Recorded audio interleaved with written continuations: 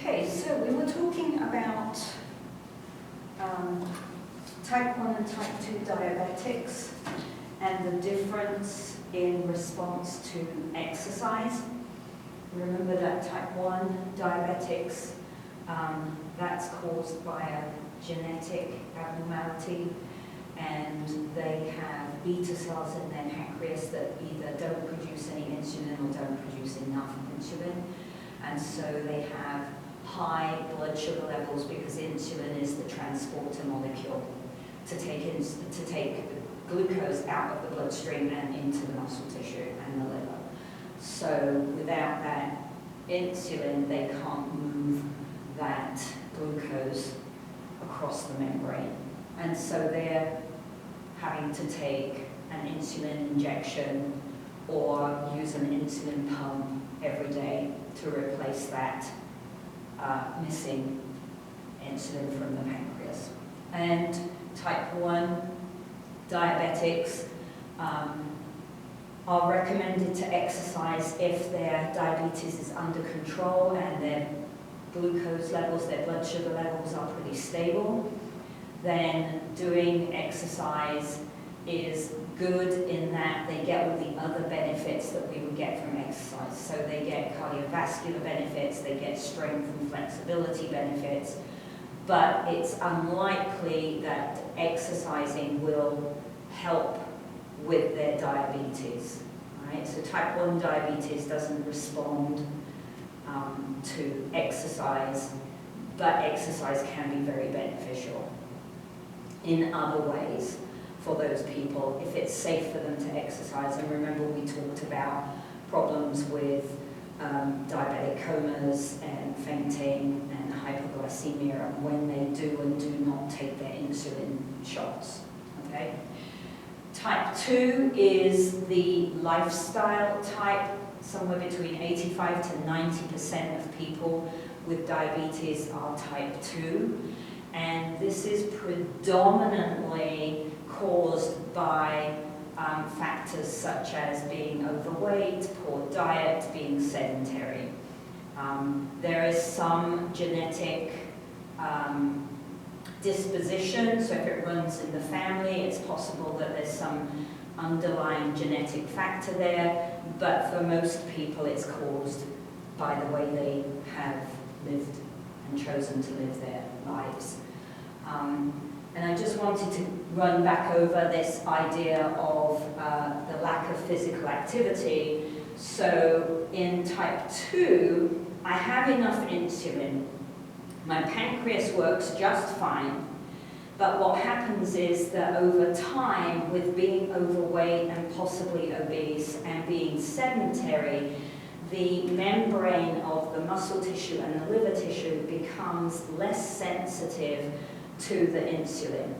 And so although there's plenty of insulin available, it's unable to do its job properly, transporting glucose into the tissues. All right?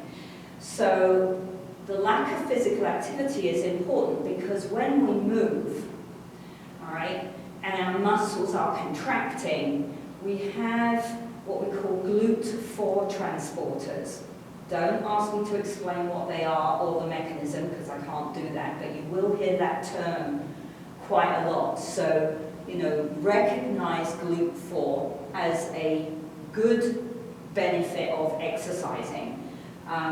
We recruit these transporters and they work like insulin and they can help to move glucose out of the bloodstream.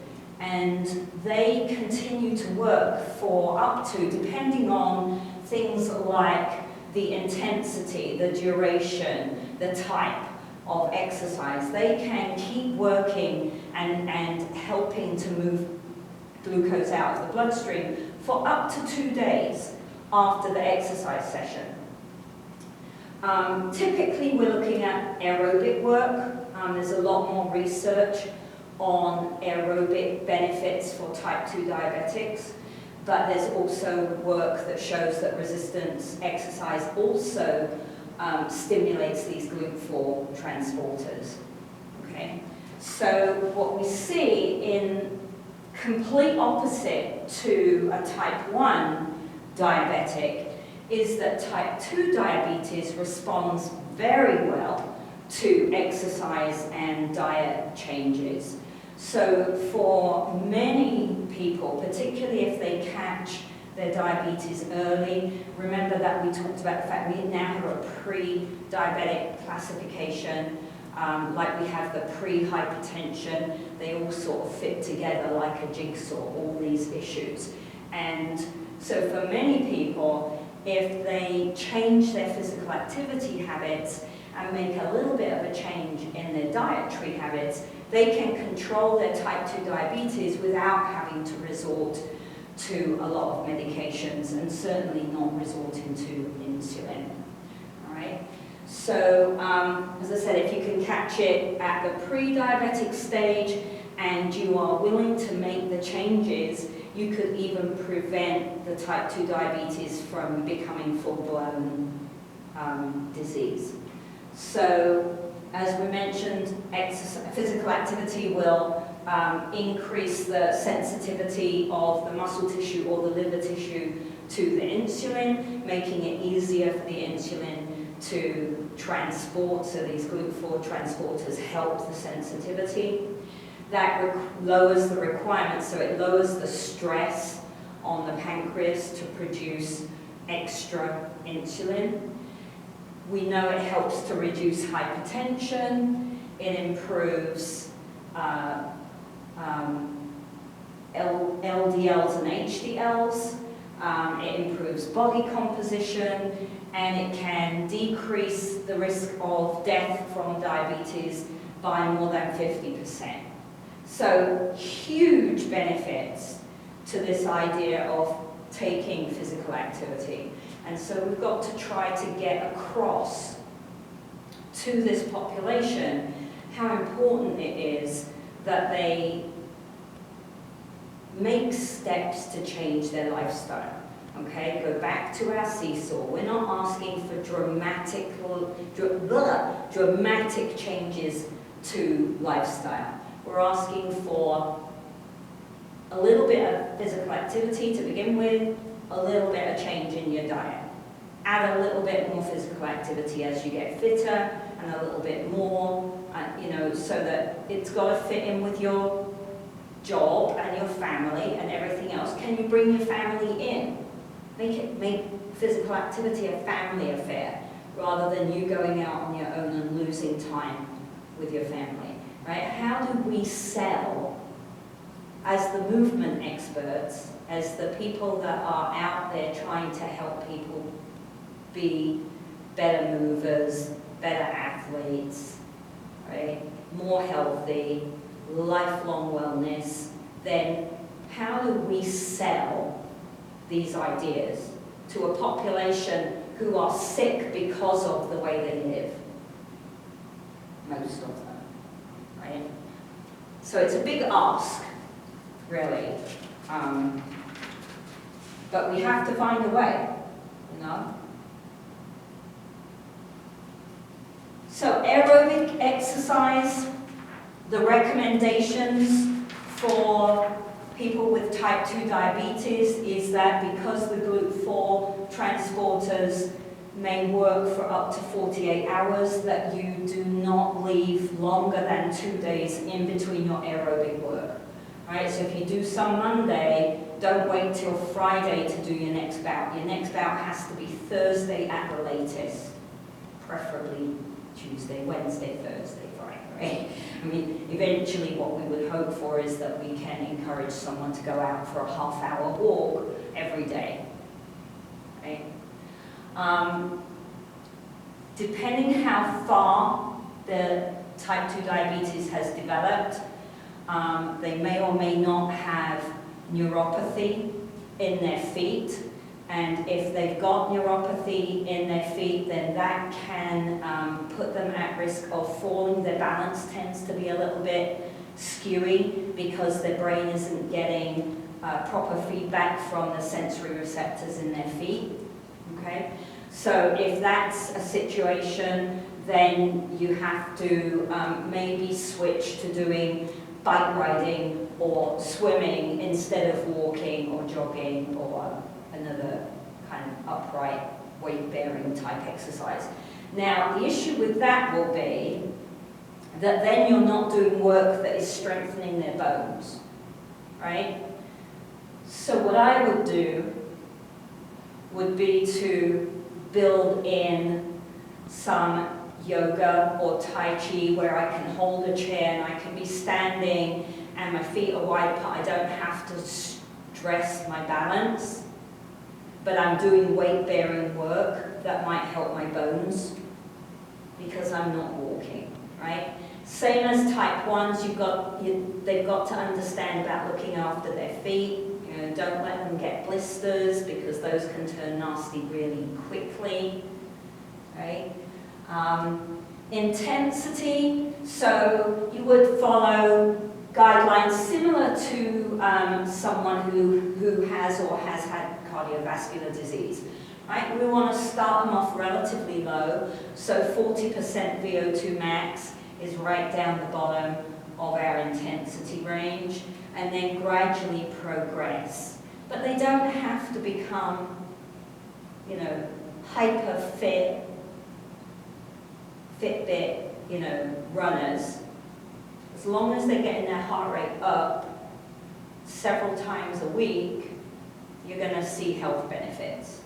The more they're willing to do, the more health benefits they'll see. Initially start around 10 to 15 minutes. Remember, our guidelines say we want them to try to do 20 to 60 minutes or at least 30 minutes a day to meet our 150 minutes a week. But that 30 minutes could be 3 lots of 10 minutes. It doesn't have to be 30 minutes. So if you're working with someone who, if they have type, remember, if they've got type 2 diabetes, that means that for the majority, not everybody, there's always going to be someone that doesn't fit the pattern, right? But for the majority of individuals, they have been living a pretty low active or sedentary life. You can't chuck them into a half hour of exercise straight away. They'll never come back, right? So we've got to think about doing it slowly. We've got to think about they also need to lose weight. So we have to use our concepts and principles of our fat max zone and our crossover so that we can build them into a routine that is not only going to help their cardiovascular fitness and their blood sugar levels, but also help them to drop some of the fat mass, right? That can't be the initial goal because they're probably not fit enough to work hard enough to be in that zone for fat loss, right?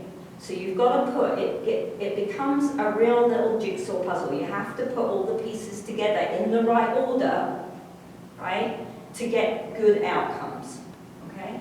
Resistance training has also been shown, as I mentioned, to recruit the GLUT4 transporters. So it helps with carb storage in the muscle and the liver. And so that's a good thing. If I'm storing it in the muscle and the liver, it isn't in the bloodstream, right? That's the key. We've got to get it out of the bloodstream because they are wrecking the insides of their artery walls with all this sugar, right? And then they develop plaques, and then they develop cardiovascular disease, and it just becomes a negative spiral of health outcomes, right? The recommendations are slightly different depending which organization you look at. When you're talking about the resistance training, the ACSM really stick quite closely to our FIT matrix. Twice a week, 8 to 10 exercises with major muscle groups, and set to near fatigue. So very similar kind of ideas, full body workout twice a week. The American Dietetic Association recommends 3 times per week working up to 3 sets. The problem, for me, the problem with the American Dietetic Association recommendation is that's a huge time dividend that you're asking them to put in, right? So I'd be inclined to stick with the ACSM because I want them to do more aerobics. I would do 2 days a week of resistance work and 4 days a week of aerobic work. Eventually, like not to begin with, right? So, but that would be my goal down the road, is to get that person exercising formally, making the effort to go and be active 6 days a week. And then on day 7, they can be as lazy as they want, or they can go out and walk the dog or go play with the grandkids and be active as well, but not formal work, right? We'll remember to build in our rest days. Okay, I don't have anyone in class to ask questions, so I am going to move forwards. If you do have any questions, bring them to the review session on Friday. Okay? All right, so the next one I want to target is really a combination. Metabolic syndrome is called, in Europe is called Syndrome X. Over here it's called metabolic syndrome. And it's a terminology, umbrella terminology for a group of diseases that tend to feed off each other. So the metabolic syndrome as a condition, someone is going to be obese, they're going to have high blood pressure, they're going to have really bad cholesterol and lipid levels, and they're going to be insulin resistant. Now, they may not have full-blown diabetes, they may be on the way, right? Or they could be diabetic. They probably have at least 3 of these characteristics. If you are diagnosed with metabolic syndrome, then the data says that there's twice as much risk of death from cardiovascular disease. What a surprise, because if we look at these conditions, they're the same things that we were talking about that feed into coronary artery disease and stroke and heart attacks, right? So, as I said, all these problems kind of feed off each other. And obesity is the biggest issue in my mind, because once you're that heavy, moving becomes very difficult. It's uncomfortable, it's hard work, you feel embarrassed. There's all these negative emotions built around moving once you're obese.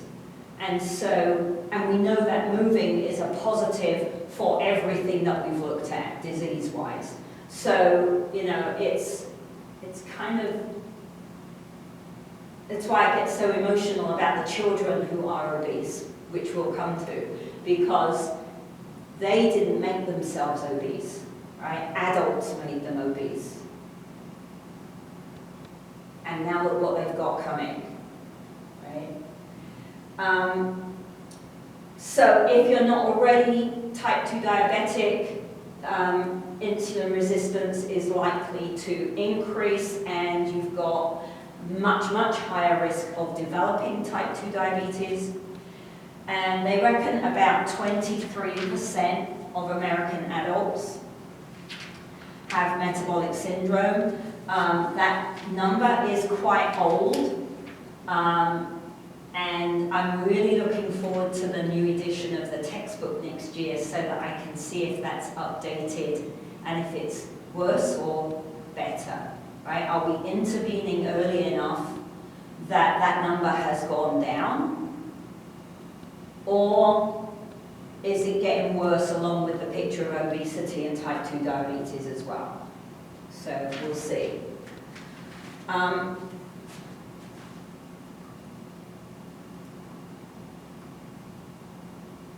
So the risk factors really are tied to the characteristics.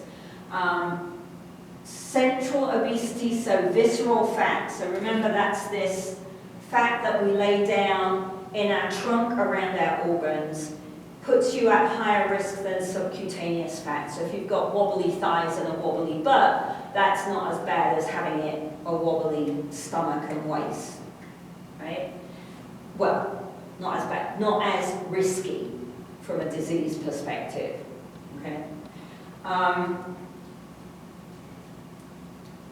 Inactive individuals are at least twice as likely to fall under this umbrella. Age plays a role, but you know, I really think age plays a role because most people become less active as they get older. Not because I get older, ergo I now have insulin resistance. I don't believe that. I've not read anything that suggests that. I could be completely wrong, but that's what I believe. Diet, particularly high carb diets. You don't need to have a diet, you just need to follow the recommendations for fat, protein, carbohydrate, balance them out across the week, right? The only people that need a high carb diet are going to run 26.5 miles and use it all up anyway. Right? So we want to work on weight reduction, and as we've said, we need to get them exercising. So follow the guidelines as much as you can. You know, they need moderate intensity aerobic work at some point for 30 minutes or more, right? But that isn't going to be your starting point with this population. Okay. All right, and this data is really out of date. Hold on, let me back up just a minute. So just to give you an idea of how bad things are getting, back in October 2007, the International Diabetes Federation decided that we have all these kind of cutoff points and categories for adults, but we don't really know anything about children.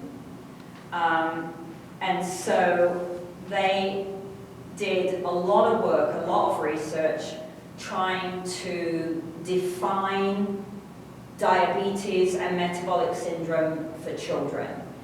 And what they decided was that you couldn't really identify metabolic syndrome in children under 10. Under 10. Not like under 15 or 16, or under 10, right? So they can identify a pre-culture in children under 10 that would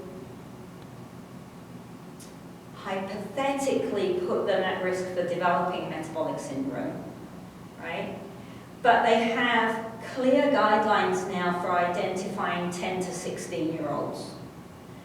And from a diabetes perspective, once you're 16, then you fall into the adult categories, all right? So we have clear guidelines for 10 to 16-year-olds. So for example, their waist circumference has to be equal or more than the 90th percentile based on age and gender, all right? I know not all of you are in Portales, but if you are, next time you're in Walmart, just watch some of the children that are walking around. They're like this tall and this wide, right? It's obscene. It's not their fault, right? They are not to blame. We're not judging the child. I'm pretty bad about judging parents, because I'm like, you're feeding them this rubbish and you're not exercising them. But I do get a bit hot under the collar for that. Their systolic blood pressure has to be equal to or more than 130, or their diastolic blood pressure equal or more than 85. Right? And blood pressure in little people should be way lower than adults, not higher than a healthy adult. Right? So you can see, I mean, the fact that we can identify this and that we have clear measurements means there's a population out there who needs to be measured. Right? It's ghastly. Ghastly. So, when we look at the data for children in America, obesity's a huge concern. We're up to about 18.5% for 2 to 19-year-olds. Obesity nationally, better and worse in certain states.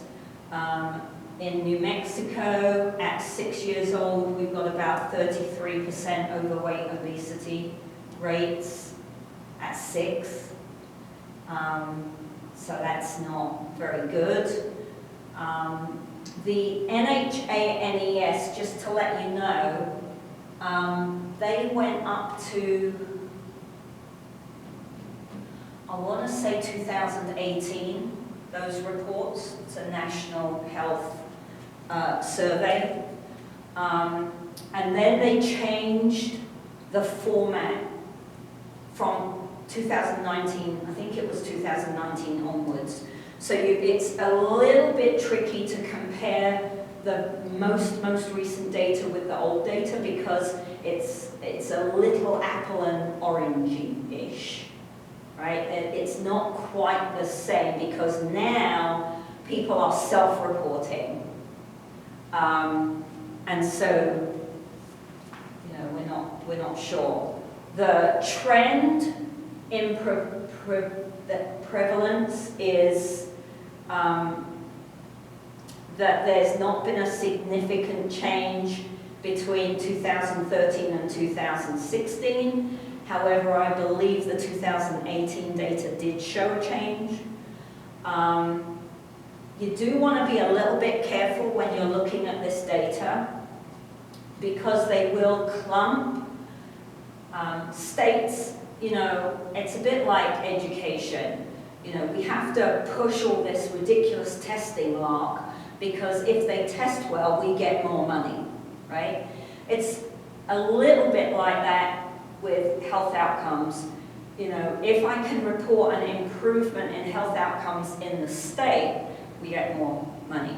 So you have to be a little bit cynical about the reporting. They'll clump overweight and obesity together. So New Mexico says that our overweight obesity levels have flatlined. Depending which age group you're looking at, they might say they've dropped slightly. But generally, we're looking at a flat line, right, over the last 3-4 years. The problem with the flat line, though, is that it's overweight obesity. When you drill into the numbers, what's happening, which is a good thing, is that the number of overweight children has gone down. But in order for it to flatline, doesn't take rocket science to work out, that means the number of obese children has increased. Right? So all that's happening is that those children who are overweight are crossing the line into obesity rather than losing weight and becoming healthy. Right? So it is a big problem, and it's a complex problem. You know, people want to blame sedentary behavior, computer games, phones, and just sedentary leisure time. And that plays a role, but it's not the only part of the picture, right? We've got a big decrease in structured and unstructured physical activity in schools. So schools are cutting down time, recess time for the kids on the playground. They're cutting down PE time, right? Because of the pressure of the testing and the money that comes with scoring well in the testing. The fact that we could help the scores improve by incorporating those concepts into movement seems to just wash over everybody's head, right? So we've got to vote. I know we've just had a vote, but there'll be more, right? We've got to vote for more physical activity in schools, more after-school physical activity clubs that are available, more community centres.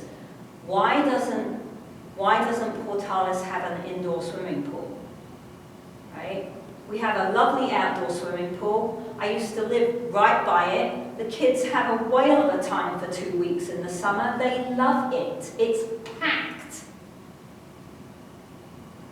They close it down at the end of July, beginning of August, I think, for school starting. And the kids don't get to swim again until the following June. Why don't we have a swimming pool? Right? The only other swimming pool in town is on campus. Right? So things like that, right? Where are the city putting their money? They need to stop bothering to fix the potholes because they don't do it properly and they just open up again the following week. So that's a waste of money. Right? Okay, off my soapbox. Let's talk about ADHD. All right. So, again, the data's a little out of date, so I don't know if 7% is still the average or if it's gone up or down. I would imagine it would have gone up.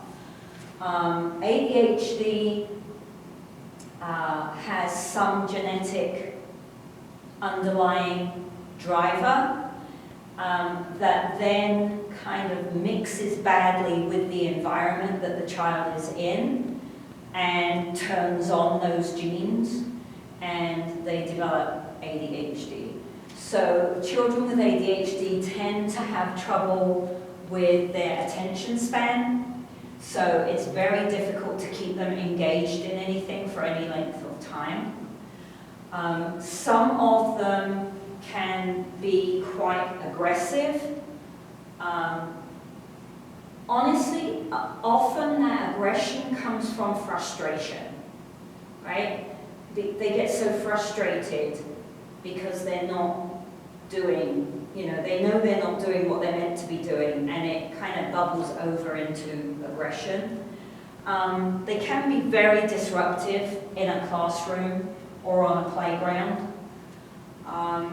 They tend to be hyperactive, so the fact that they're disruptive on the playground, the wrong answer is to make them go and sit down and sit out because they've been disruptive, right? Because they're hyperactive. What you need to do is get them moving more, not make them sit still, okay? They have impulsive behaviors that are very age inappropriate. So they'll behave like a 10-year-old when they're a 14 or 15-year-old. So they'll have, they'll shout, or they're not able to control their emotions in accordance to their calendar age, right? So because of all of this, then they have social problems because the other kids don't want to play with them because they're going to turn around and smack them, or they're going to get angry and they're not fun to play with. And if I'm not playing, then if you remember back to 212, remember that my social and my play development are based upon my movement development, right? And vice versa. My movement development gets better if I'm part of a social group who are moving, right? So everything feeds off. And then, so they often fare very poorly on academic tests, on social peer group interactions, because of these symptoms that they exhibit. Less than 5%, they reckon, seems such a tiny number, but the literature says less than 5% of people with ADHD get a college degree. Tiny number of people. It's typically first observed when children are young. It can persist through into adulthood. It's 3 times more common in boys than in girls. And I think that's why the research is leaning towards, you know, what's the underlying genetic problem that's getting turned on in certain circumstances, right? About 50% of these children exhibit motor coordination delays, so their motor skills are delayed, as well as their social skills and their academic skills, right? It's not that they're stupid, right? You have to be very careful with the language. It's not that they're stupid, it's that they haven't learned because they can't attend to anything for long enough to learn, right?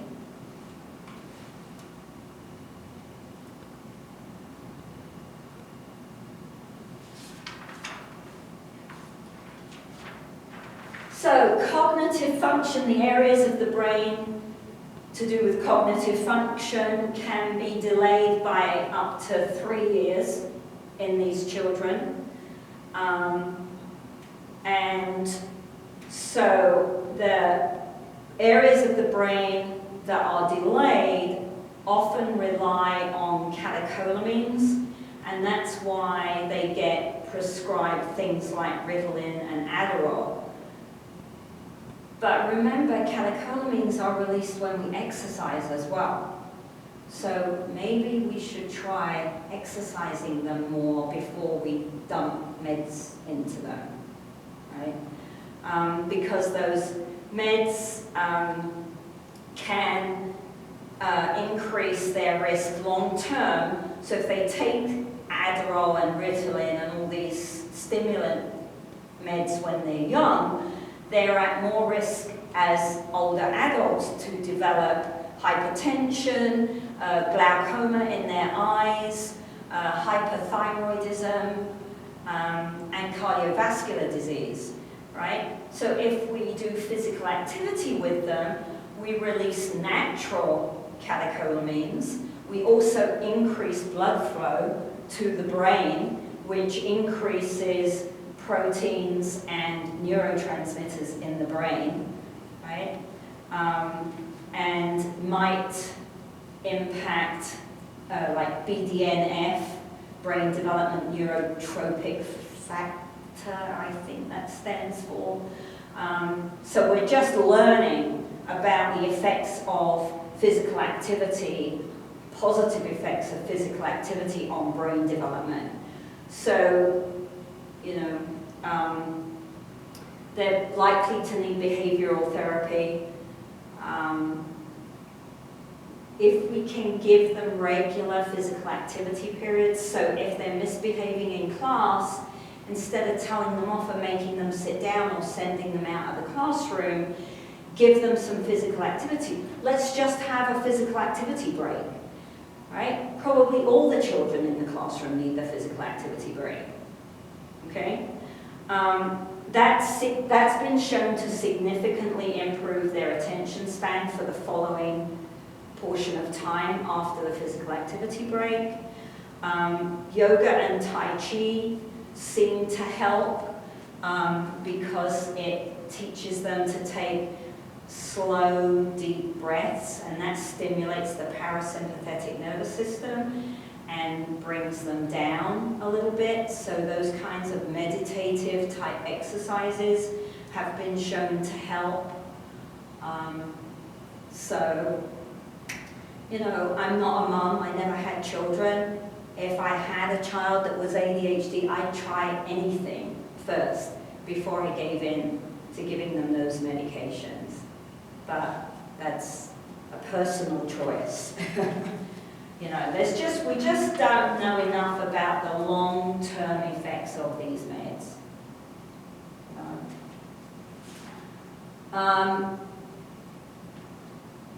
Also, the meds then, in the short term, increase heart rate, increase blood pressure, increase core temperature, right?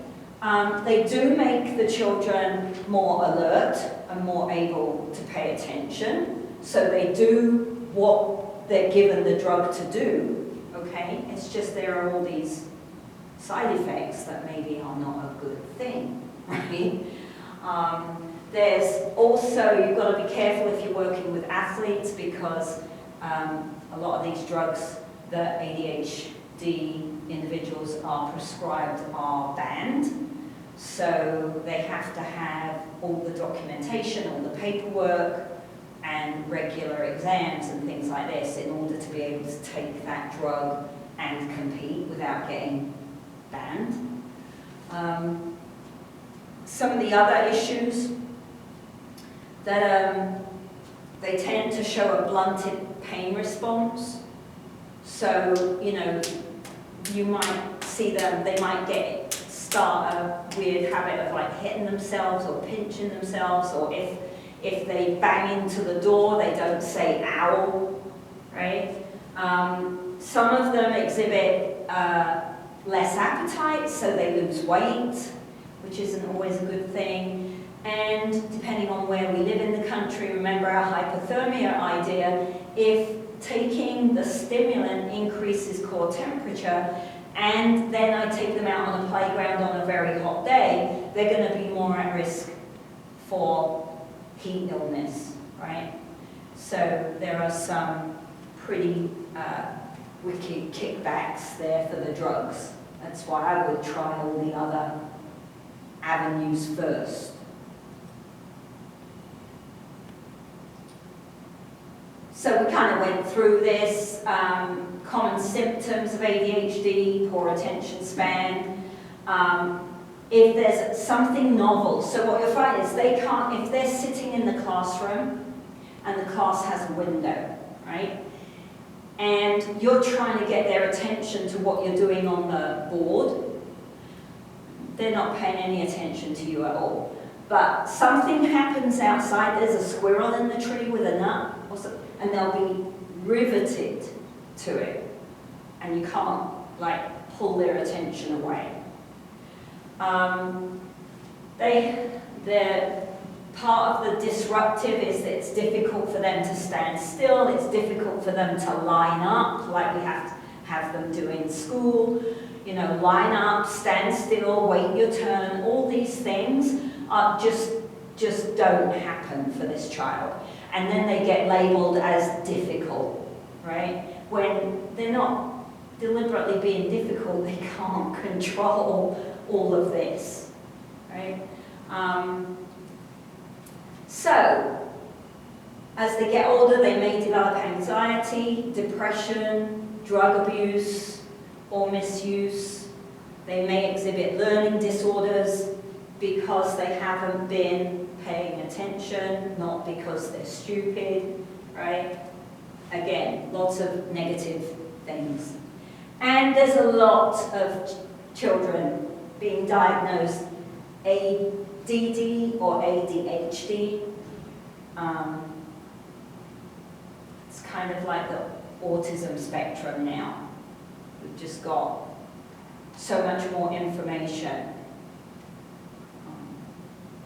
But helping them move helps them out.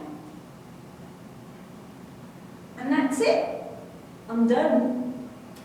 So, Friday, review, come with questions, and I will see you tomorrow. We have the last lab, the last 2 items. They're very short, they're very quick, so hopefully you've kept up with your workbook. If you have, then tomorrow you'll have about 15 minutes of workbook to do, and your workbook will be finished. Okay? So that's it. I have office hours this afternoon. I've got a lot of appointments, but I do have office hours, and I have office hours on Thursday.